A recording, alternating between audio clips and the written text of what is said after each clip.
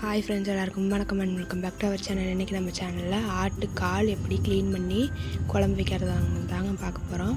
அதுக்கு ஆட்டுக்கால் வாங்கிட்டு வந்ததை நான் ஃபஸ்ட்டு 2 வாட்டி தண்ணியில் அலசிக்கிறேங்க.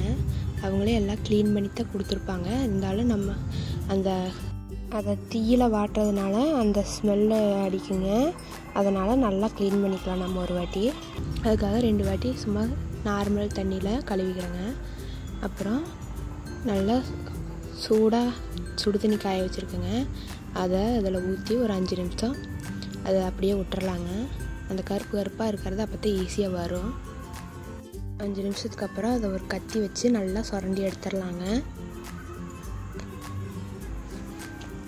எல்லா பக்கமும் சுரண்டி எடுத்துடலாம். அதுலேயே கொஞ்சம் முடி இது இருந்துச்சுன்னா அதையும் நல்லா பார்த்து க்ளீன் பண்ணிக்கோங்க.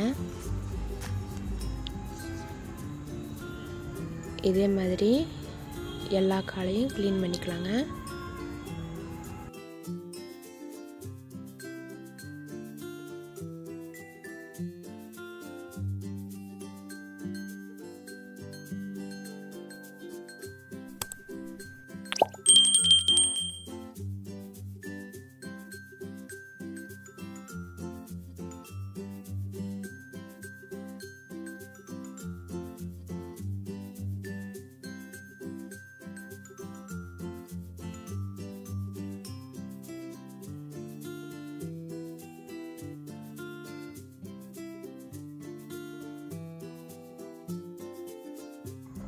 இதே மாதிரி எல்லா காலையும் நல்லா க்ளீன் பண்ணி எடுத்துக்கலாங்க.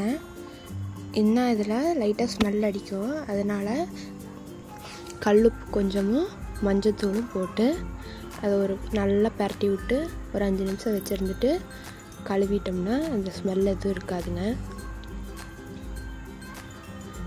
முடிஞ்ச அளவுக்கு நல்லா கையை வச்சு பரட்டி எல்லா இதுலேயும் மஞ்சத்தூள் உப்பும் படுற மாதிரி நல்லா பரட்டி விட்டுக்குங்க.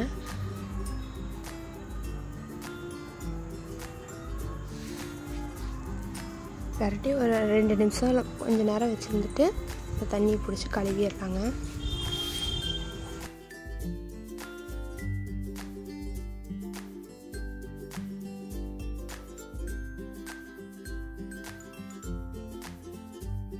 அவ்வளோதாங்க, காலை க்ளீன் பண்ணியாச்சு.